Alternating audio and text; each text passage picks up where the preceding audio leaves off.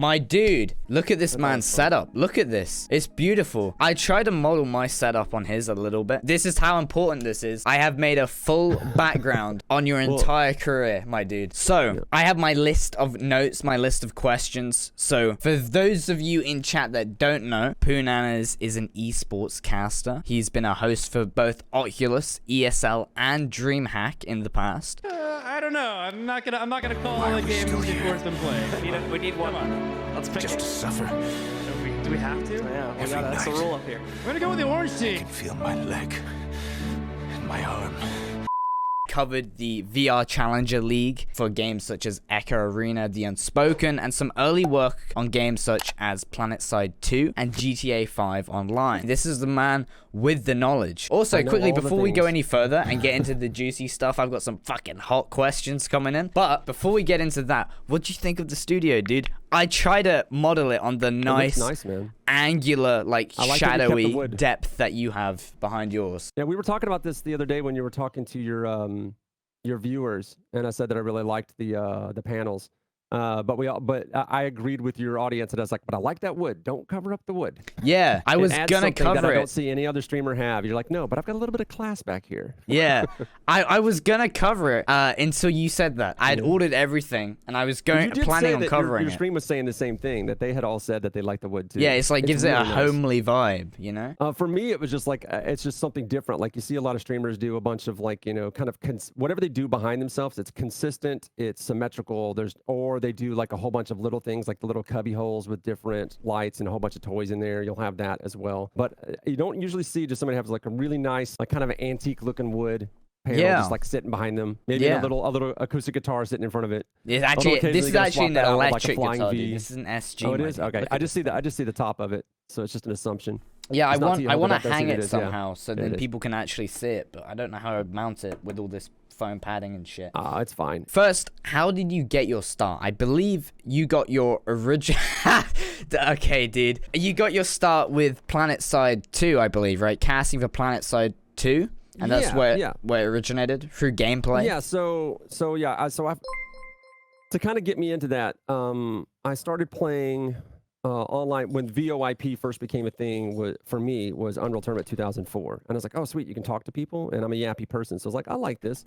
And I realized that the team I was on at one of my games, that they were only winning when I was talking. And if I stopped talking, because I thought I was just annoying people because no one would talk back, but not everybody had a mic, they would start losing. And then they would type in the chat, tell us what to do, tell us what to do. It's like, oh, okay.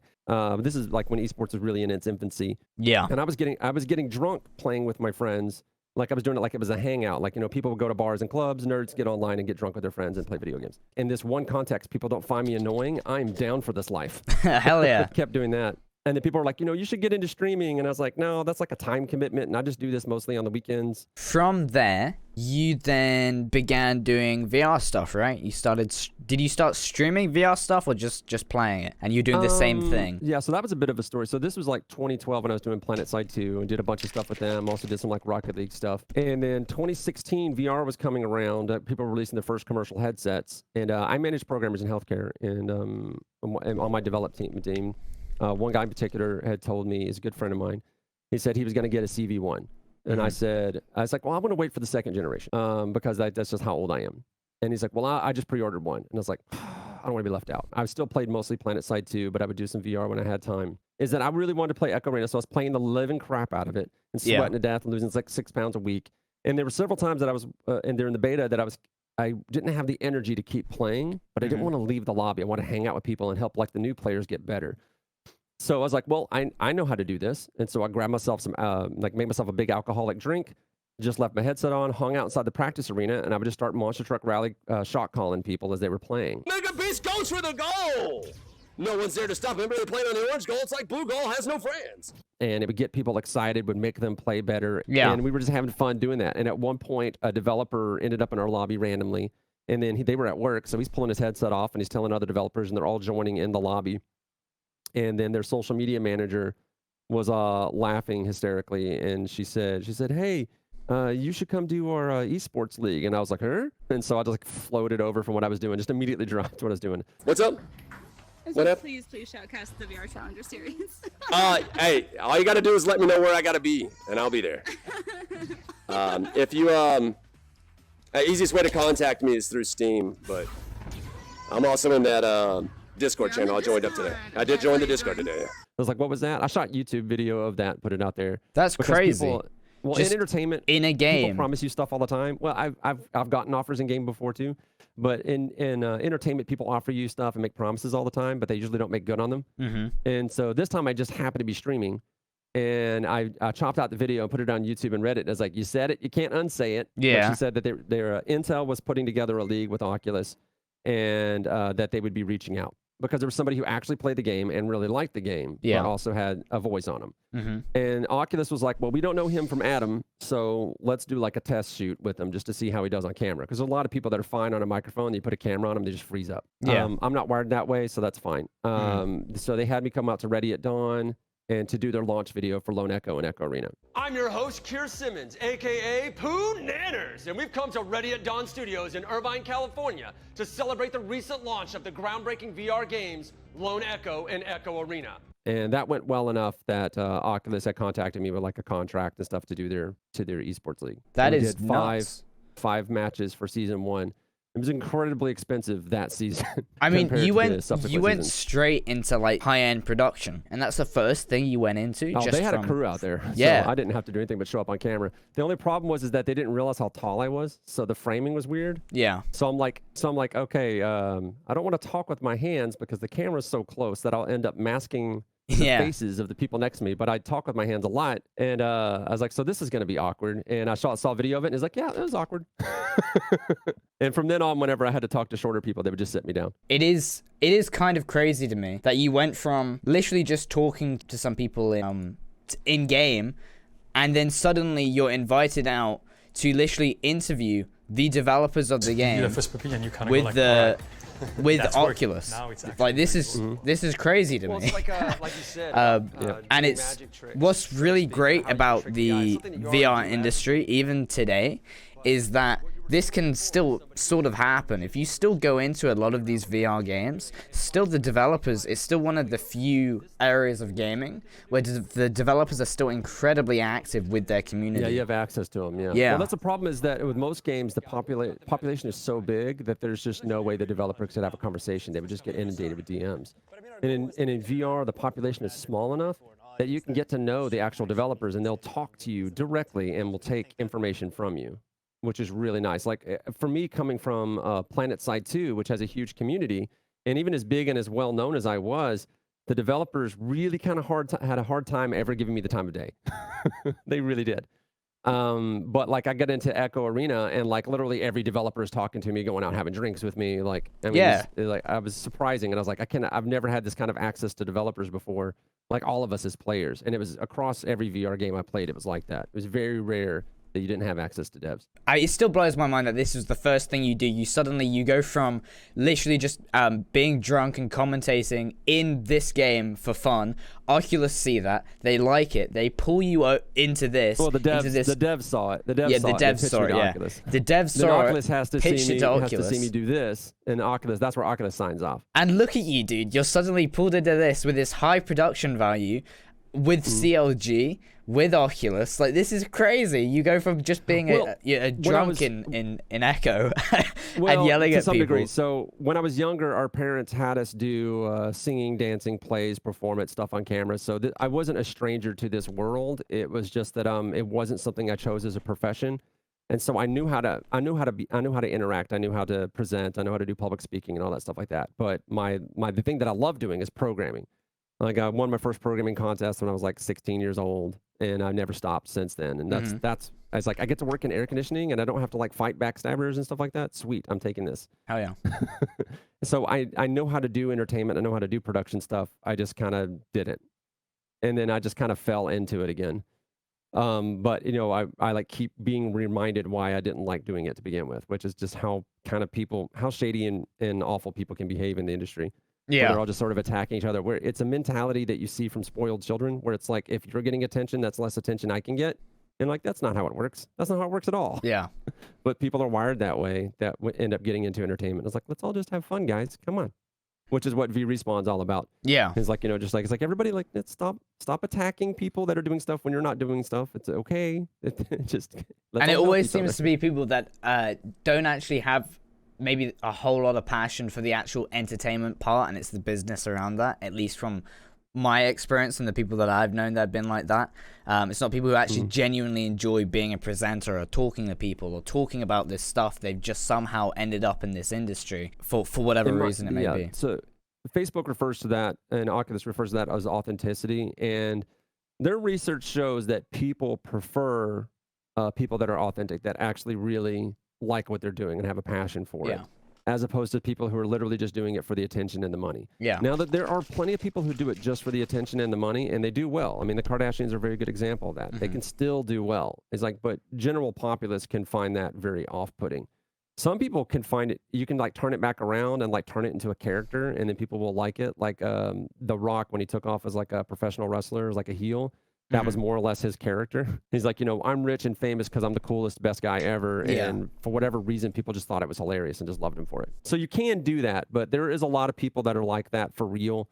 And I do find them really obnoxious to have to work with. Yeah. Because I just do this because I like it. Then that leads us into, you had a abrupt breakup with ESL as a whole. Yeah, so ESL spent a lot of time trying to push me out in favor of their friends. It was mostly Blue in the beginning, the co-commentator. He did not like having to work with me because he felt he was so much above me. But apparently in ESL, like the kind of culture they've developed, which I've heard is pretty toxic from women who've had to deal with it. Oh, but yeah. That the guys try to establish this kind of hierarchy, and that they all have to be kind of shitty to whoever the new guy is, and that you're supposed to be like suck up to them or something like that. I was like, this guy's 20, I'm 37, and he's 5'2" and I'm 6'5". Yeah, that's not happening. I don't need this. I have a real job. He's in ESL, they did their things, and they had brought in this other guy. And so him and the other guy and some of the people at ESL, they thought that VR esports was going to be some big money thing that they could start building a business around. So they were working on shutting everybody out and trying to shut down any competition. They were being very non-competitive about it. But on top of that, none of them played VR, and all of them thought VR was stupid. Yeah. And it showed in their streams. They didn't have the technical expertise to run VR. And when they would talk about it, they didn't play any of these games they commentated on. It was frustrating. To watch them like limp through these things, and that they were just doing it for the money. And eventually, what they didn't realize, and that's what I'll get into, was that at all of these events, since I'm a longtime computer nerd, been programming for 30 years, that I would go around to each of the computers and I would check the USB settings. I'd make sure all the tracking was set up. I'd make sure the power settings were off. Like I made sure everything was pristine before the thing. I was not hired to do that. I was just hired to talk in front of a camera. But I checked everything and made sure everything was ready to go. Yeah. So that there'd be less technical issues. There's always technical issues. You were single-handedly saving that entire event because you're the only one who knew what they were doing. Yeah. I'm sure they had other tech people at some of these events that were trying as well, but I was putting in a lot of effort. The season 3, we didn't have any of those tech people that used to be around. Season 2, I think the other tech people that weren't really around much either, and I was helping. Season 3, where they had shut me out, none of the tech people around because they couldn't afford them anymore, and I wasn't around either to help them, keep them from doing something stupid. And they kept having more and more technical issues till they did the World Finals, where they actually had everyone out, and the technical issues were so severe that everyone was pissed off. Well, everyone was pissed off, and normally whenever people get mad at somebody that I like or have respect for, I'm pretty good at steering the conversation into something more reasonable. Because people, when they want to do like hate and anger or whatever, they're not thinking.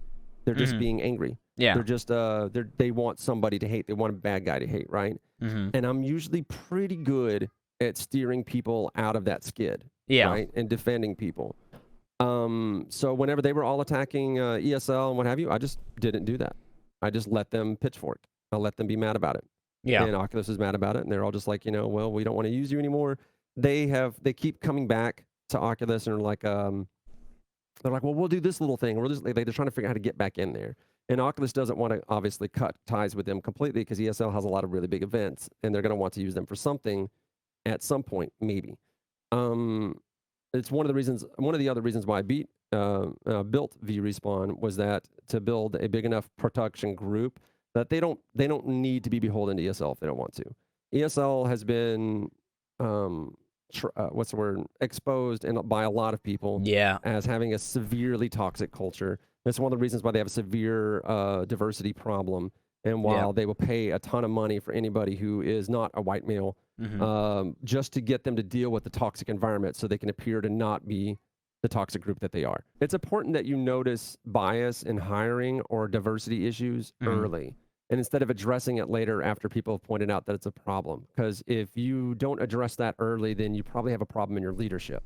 This is why, like at VRespawn, that's always been the push. I mean, that's why we all wear pink. That's why, I mean, I get along with girls better, but that's one of the reasons why they're a big part in this group, because I don't want us, I know how us guys get. When you have a whole bunch of guys that look the same and think the same and play the same games, they all get together. Yeah. It becomes a toxic shit show so fast because we don't check each other. We're constantly trying to outgross each other or outshock each other. And then it becomes this environment that literally anybody else comes into and they're like, you guys are monsters. And it's like, what the problem is that we've developed our own little culture. Yeah, and you don't realize what it looks like to the outside. Maybe you shouldn't be an asshole to each other. Like that person's not in the group. Yeah. And it can be really bad. And so if you just keep like a diverse group of thought, you can keep that natural human tendency, that echo chamber from happening and creating like a feedback loop that burns everyone's ears. Yeah, and then ESL was like the product of that, right? ESL was the combination of a lot of those things. And through like people like Devin Nash, he's talked about it before. I think, dude, you'd probably get on really well with Devin, like really, really well. But you know, he worked with ESL a lot, and he's told some of the horror stories that he's had to deal with them. And it's through those same issues, the combination of those same issues you just outlined. And I mean, I guess you don't have to be. I mean, ESL are really struggling right now with one, COVID, and two, even before COVID, at least their section of esports really started struggling. Esports well, I think like, well, one, was it Blizzard figured out, he's like, why would we let you own this? We can do this ourselves. Exactly. And I think Valve at one point was like, wait a minute, why are we using them? Yeah. I know ESL had also made a major shift over to, they were putting a lot of money in shifting over to mobile games because there's just so much money in doing mobile games, mostly in China. I was like, but me, from the whole authenticity, passion perspective, you will never see me get into trying to produce esports on cell phones. I'm not going to do it. You had the abrupt breakup with ESL.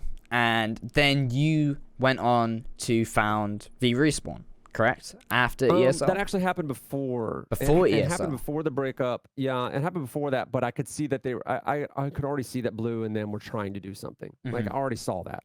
There's a bunch of VR esports events that happen and people don't find out about it till 3 weeks later. I was like, we need to have like a centralized place where people do like news and just say, hey, here are the events that are coming out. He's like, you know, you guys have production and stuff like that. You guys could do that. And he said, the problem is that the market runs on authenticity. So anything we produce, people would say we're Facebook shills and they would just not tune in. And he's like, but you're authentic. You like what you like. People trust you. He's like, you do it and we'll back you up. So I had that in the back of my head. So I talked to Stealth about it. So I was like, well, you know, if we build ourselves like our own production company and we like, you know, let people know what esports events are happening and what have you, then we'll own our own thing and we don't have to worry about people like ESL and backstabby people trying to push us out. Is it because you can't push us out? It's our company.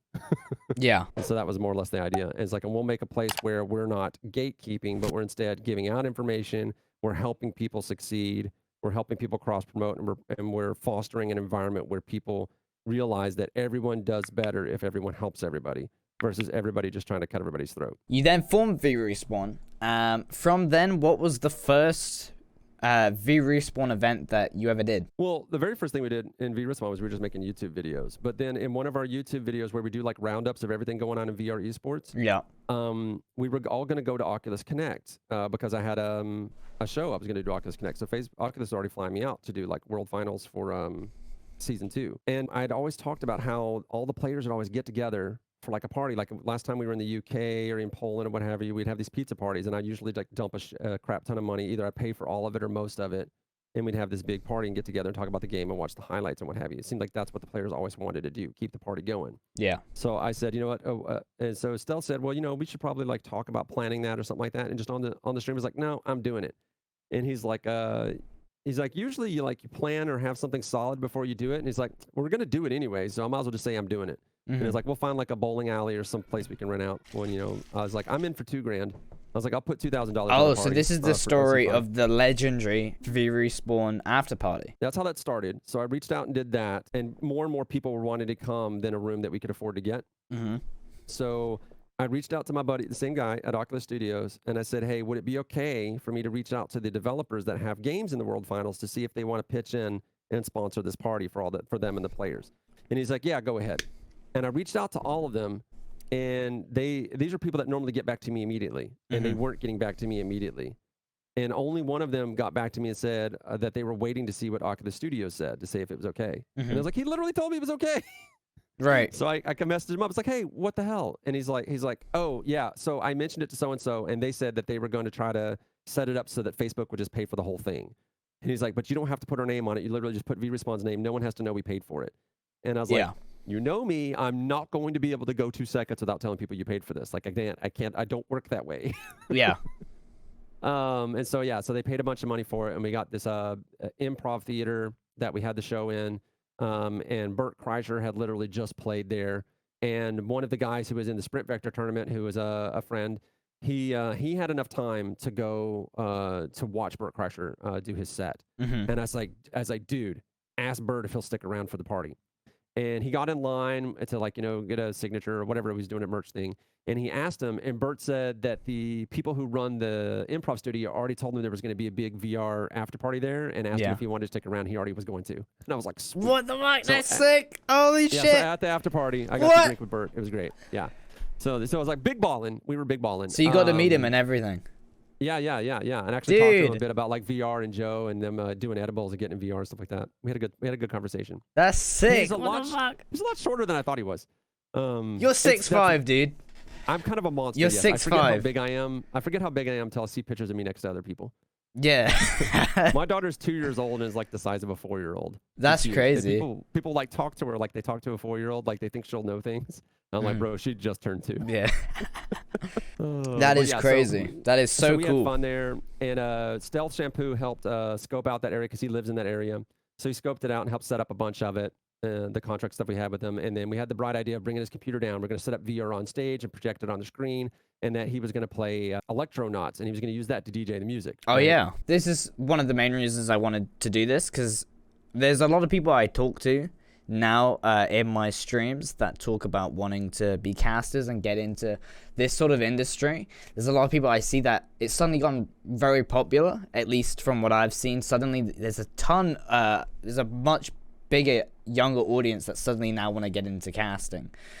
So what do you think about the current popularity of casting and how it's currently affecting the industry? I know we have COVID, but what do you think about this sudden surge in casting?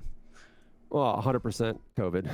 I mean, people are stuck in their house. It's a combination thing. So you're not only just stuck in your house with nothing to do, but no one's making good TV shows. There's nothing out because they can't. And there's no good movies to go watch, so you're dying for content. I find myself doing this every night. Like, what the hell am I going to watch? You always have people, it's kind of weird. So you have somebody who they want to do it because they think they will be a help. But then you have a lot of people that want to do it because they see a bunch of other people doing it that are getting successful, and they're like, oh, that's how I can be famous and successful. And you get a lot of that. And that's that authenticity problem. It's like you're just doing it because you think it's a way to get a bunch of money real fast. You don't know how much, you haven't paid attention to how much work actual artists have put into what they're doing. Yeah. And you're not doing it because you love it. And then people can tell. A lot of people can tell. I was like, you'd have to be a really good sociopath to make it hard for people to tell. Those people do exist. You have to be really good at it. So you do see that. And knowing who's who is difficult. You just have to kind of talk to them and see how much effort they're willing to put in to see what they're into. If they're casting a game that they actually love, they know a bunch of information about it, they are really good at talking, like their whole life people tell them to shut up because they talk too much, then that's probably a really good angle for them. They're a person that just really likes attention. And this is one of the reasons why you'll see this in VRespawn, right? Like we push for diversity of people, and one of the problems is that I think we only have one girl on the team right now, right? And that's a problem for us. And we're like, we want to be able to get more girls. But the problem is that in streaming in general, there's not a bunch of them. And the ones that do exist, because they're in so high demand, the ones that are good, they're in so high demand that they're not going to want to join our team. We're not paying anybody. Exactly. So there's a problem. And I was trying to explain that to Vivian, because she would look at some other people like, well, this girl's a girl streamer. She wouldn't really pay attention to what was going on. And it's just like, a titty streamer, a booty streamer, stuff like that. I was like, those people don't authentically love VR. They just saw that there was an opening for them to sort of like play to a guy's base instincts to get attention. And that's kind of not what we're looking for. Yeah. And it's easy to fall into that conversation of, well, that's a woman using her body in order to hustle. And I was like, oh, I 100% agree that she's allowed to do that. I don't have anything against that. It's like that we're trying to foster authenticity. And so the authenticity is a love of VR. And when you see that, it doesn't look like it's a love of VR. It looks like it's a love of attention. Yeah. And which it's fine to have that, but I want you to have love of VR first. Yeah, right? exactly. And I want to see that. I want to see that. And it's like, as I've seen plenty of girls that do VR mixed reality that are like, that do like super sexy dancing or whatever, but they're also super freaking good at the game and they're obviously really into it. I was like, bro, if that's a tool in your belt, I've got no problem with it. But if it's obvious that you don't like the game or you're not even into it, I was like, you can be hot and sexy and do that. Like if you guys all want to do that game, like if you want to go on a big stage and compete while wearing high heels, 100% go for it. I'm not going to fight you on that at all. I think that's cool. I was like, but it's the fact that you're good at the game and you love the game. That's the thing that's the most important to me. Yeah. So the thing I wanted to ask you about was, so for a while esports was, and it still kind of is this thing that's suddenly gotten weirdly pushed into education because a lot of people think that it's this thing that's going to like really blow up. And I think it will continue to get way more popular and it might end up blowing up. But a lot of schools and colleges have put way too much faith in it way too early. And what's happening is that like these basically boomers who have no clue what they're talking about when it comes to esports, trying to teach a class full of kids that are really into gaming about esports, and then at the end of it, your coaches for your esports are gonna have to be like 26. Yeah, and then giving those kids like a esports degree, and the esports degree, Devin Nash talks about this a lot. It means fucking nothing. They have no technical knowledge whatsoever, and it's just been taught by some dude like that has never gone near esports. So I'm working on stuff like that. I'm assuming that was the segue. But yeah, I'm actually working on accreditation courses here in the United States because there aren't any, but mostly around VR and VR esports production, and courses for like an entire degree in it, or courses that you can add to a production degree. People are getting production degrees, but they're not learning how to produce an esports event, which literally basic production will get you 80% of the way there. You just need to learn a lot of the technical bullshit you have to deal with to produce an esports event. Yeah. And so that's one of the things we're going to offer is literally a traveling class where it's like whatever college, whatever day they book us on, that we go out there and we teach their guys the stuff you need to know for esports production. We could probably get away with teaching like 1 or 2 classes, maybe a week's worth of classes, depending on how we put it together or how you long could the crush classes that. are. Yeah. We could teach them the stuff that they need to know. It's like, you do this. It's like, you already know how to do all this. It's like, here's the extra stuff that you need to do. At the same time, and like they wouldn't have to use OBS, but at the same time, I would want to encourage that because in my opinion, a lot of the old production methods, which cost a crap ton of money, OBS really adequately replaces most of them. Yes. And it's free. So it's I will show like Z-Man's in our group and he's an old production guy and he works with old production equipment and we'll show him stuff you can do in OBS and he's like, well, that's just cheating. Yeah. No, I had the same like thing. I worked for a media company for a bit, a television company. And you see how they have to like do picture in picture, like the bullshit you have to do to make that happen. Yeah, I've seen it, and I'm like, I was like, guys, you can't just drag it in there. Guys, just use OBS, please. And they were, well, they're like, well, we've heard of OBS, but you know, we need to do it like this. And about like a few months ago, they came to me being like, we're using OBS now, and I'm like, they're asking for I saw a help. Control room, like an NBC control room, and there were like 3 Stream Decks sitting on top of their counter. Dude, I don't understand Stream Decks. Can't you just get a keypad instead? It's way cheaper. It's $100 for a fucking. You got to imagine the kind of money that these production studios are using. Oh, I think they have the money. I think for most people, especially a lot of people trying to get into streaming, the first thing they buy is like a $150 Stream Deck, and they're like 14, 15 years old and shouldn't be spending that money on a Stream Deck. Deck. 2 scenes, right? Yeah. It's a cool piece of kit, though. It is cool. It's definitely a luxury product. Make your own Stream Deck. Yeah, I just use my keypad. I've always used my keypad. I mean, I could buy one. I could buy fucking however many I want right now. I try to move the keyboard and mouse down when I'm streaming, and I just use these buttons. Yeah, you built them into your desk. It's sick. I don't think Yeah, you can't quite see it on my scene, but he's got a bunch of buttons, like arcade style buttons that are all lit up. They look sick. I've talked to a lot of, I've seen a lot of, it seems to be, again, these people coming out of high school, going to college, getting these like esports degrees, things like that. And it's really frustrating because I see a lot of them, they form like an organization, right? Because anyone can kind of just make one. They go, oh, we're like Slapnuts Esports or whatever. And then, you know, just start doing their mini tourneys. And some of these people are really good at organizing them. They're maybe like 17, 18 years old and they're good at organizing them. But they have no way of making revenue whatsoever. They have a bunch of bullshit sponsors, for example, like Rogue Energy. They like sponsor anyone, but it's just for like a sake of being called a sponsor. They don't pay anyone anything. It's just like you have a lot of younger esports people coming up and they want to be like, hey, we're sponsored by so and so. So that's what Rogue Energy does. They've been exploiting that, where they say that you know, they'll go and sponsor these younger creators, streamers, esport organizations, but they won't get paid anything. They're basically affiliates. They don't get paid anything. They put like Rogue Energy in their title, and they're just promoting their brand for free because they know they can get these kids to do this. So what do you think is the best step? Because I think this is another, again, a reason I wanted you on here, because I think this could be really valuable to the audience that I have, because of the age group of a lot of my audience. What do you think the best course of action could be for these younger kids who've gotten into esports and want to get something going in the esports industry, while at the moment it looks like people like ESL and the further esports industry is kind of crumbling, and they don't know what to do with these esports degrees they suddenly have coming out of college? What do you think the best plan of action for them could be? My plan of action would have been to not get an esports degree, but get something more general. When you try to get something too oddly specific, it's going to hamstring you. Mm-hmm. It can. So like a normal thing that any kid is supposed to do, right, is to try to figure out what you like to do and then look to see if there's a market for those skills. And then when you find the market for the skills, you're like, what degree will get my foot in the door so someone will even consider me? And then you go and get that degree, or a trade skill if it's a tradesman type thing. Like, you know, I really like plumbing. You're like, all right, I'll go apprentice with a plumber. I really liked plumber when I was a kid, so I get it. Mm-hmm. But that's kind of where you go.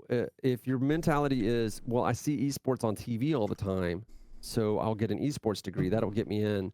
If you study the esports market, that is not at all how people get hired into that group. Mm-hmm. Not at all. And a lot of times, like ESL included, in some cases, they'll use their own production crew. But in a lot of cases, they're hiring out a local production crew because of union rules and what have you. So if you want to work in production, a lot of times too as well, you don't really need a degree to work in production. You really just need to get in with a low-level production crew and hang out and just learn stuff, and you just keep going, essentially. But those can be hard to get into as well, and it can be a real slog. Entertainment's like a real tough industry. So another avenue you can do is that you just make your own production team, just start making your own little productions, and get started that way. And it's a long haul. You're not going to make money for a long time. Mm-hmm. So if you're a person who literally doesn't have parents who can fund you for like 5 to 10 years, or don't have another skill, Tough shit. Yeah, I wouldn't say tough shit. I would just say, you know, because like Chris Pratt, for example, you know, he lived out of his van. He just kept doing it. And then eventually it worked out for him. There's a lot of people who just live in their van the rest of their life, though. That's the lucky story. It's Bo Burnham even says that. He's like, a lot of it's luck. And he's like, I wouldn't recommend anybody try it. So if you have the free time and you have the spare cash to do it because you love it, do it. But if you actually need to make money and have a career, I would suggest you look at something that's a bit more stable. Yeah. Like, for example, me, I work in healthcare. It doesn't matter what the economy is doing. People still need healthcare. Mm-hmm.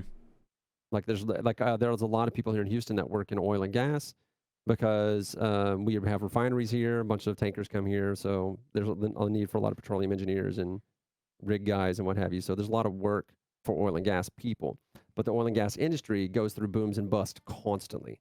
So you're making a bunch of money living like a baller, and then you have no job. Yeah. Like it just kind of goes up and down. Yeah. And that doesn't happen with healthcare. Yeah, that's I mean, there's suddenly this huge movement for people to try and get into content creation, and people want to be YouTubers, people want to be streamers and get into that. And Obviously, like, if I can make full-time income off of YouTube, that'd be fucking sick and that'd be awesome. But at the same time, I don't know if I'd want to, you know, even if it's going well, I don't know if I'd want to rely on that all the time. Especially, like, the last month on YouTube, at the beginning of the month, I was making far above minimum wage just off of, like, a few hundred view YouTube videos. It was insane. The next month, like, I'm making barely any of that. It's too... And then trying to ride trends, chasing it. yeah, trying to ride stuff, chasing the high and stuff. yeah, it's really it's scary because you could suddenly be like, holy shit, this is going great, and you can feel as passionate as you could ever feel about it, and then the next month it's just not doing shit. Yeah. You know? So do you know who Nathy is? Yeah, I know VR? Nathy.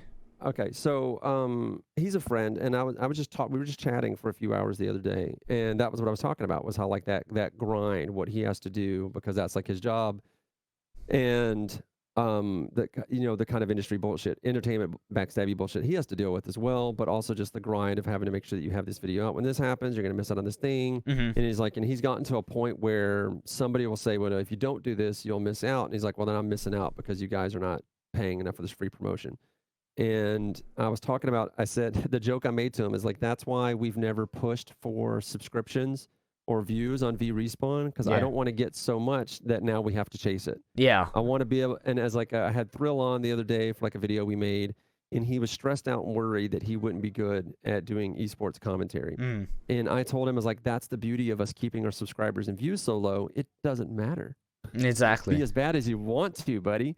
We do this because we like it, not because we have some income that we become addicted to. That's that sugar, that's that crack cocaine that they get you on. You know what I mean? Yeah. You get a little taste of it. I see this in the industry. Like, I'm immune to that when it comes to, like, you know, fame or interest or whatever. I like for people to like me, but I don't chase the attention around. And there would be people in this industry that were genuine, nice people that I knew, that they were really cool. And I was like, you know what? The world needs to know about these people. They need to know their story. Their story's cool. And I put them on camera. And the attention or the idea that they might get famous goes to their heads so hard that they become monsters. And you're just like, you forget that that's what happens to a lot of normal people who aren't prepared for it. And people do that shit to children. Yeah. There are children that become famous early on, and then people get all like, oh, well, look at how they turned out. And I was like, bro, I've seen what this does to adults who have their own kids. I can't imagine what it does to a kid. I was like, I have ASD. I mean, my brain doesn't work right when it comes to social desires. So I have a brain damage excuse for why it doesn't affect me. It's not because I'm somehow, like, holy. It's got nothing to do with that. My brain doesn't work right. And like you were saying, with people getting swept up and then depressed over making content, like, you know, they get burnt out. Yeah, then they get depressed that they're not relevant anymore. Exactly. But a lot of that also comes from not actually doing what they really want to do. So you'll maybe, here's the thing, when you make YouTube videos, maybe you'll make something that you're interested in at the time. So if you look at my content, I've been through so many different forms of content. I did meme videos, I did music video edits, I did like meme edits, then I did like new game news journalism stuff. I did VR stuff for ages, and then I started doing PC building stuff, and then like I've jumped between genres so much. And what would have been really bad is if, okay, so for example, the VR, I love VR. I still really love VR, and I love talking about VR. But I don't want to do that in the form that I was doing it. If I had, so I used to do those like super highly edited VR kind of comedy videos with Boneworks, things like that. They're like 20 minutes long. And I had a few of them do okay, right? Like 20K views on a few of them. And for me at the time, that was good. And I did those for a while. And if those had gotten really big, and I'm very glad they didn't. If those had gotten really big, I'd still be doing that content today, right? I'd still be making those videos. Those videos made me miserable. They made me literally want to kill myself. That was like 4 hours worth of footage and then like 2 days worth of editing. And then you got to like plan it in VR and everything, figure out what you're going to do. It's just too much work. Whereas, so I'm incredibly glad that those videos didn't go anywhere, because otherwise I'd still be doing that. But instead, the video that got popular was my Verge video, which was more of an informative me at my desk talking about that, and that got like 200k views and is still going up thousands of views every day. That's what actually got me anywhere. And I'm very glad that was the video that did it.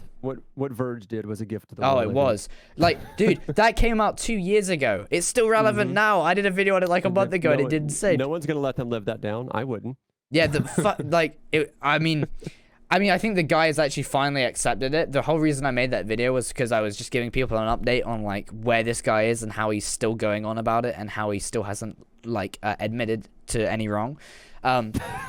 He hadn't. Man, going for the witch hunt. Yeah, it was crazy. So I just wanted to make a video being like, yo, dude, in case he saw it, be like, yo, dude, look, I'm on your side. I don't think you deserve the harassment that you're getting, but seriously, man, it's never ever gonna stop if you keep making these like super narcissistic tweets in complete denial of what happened and constantly feeding the trolls in turn.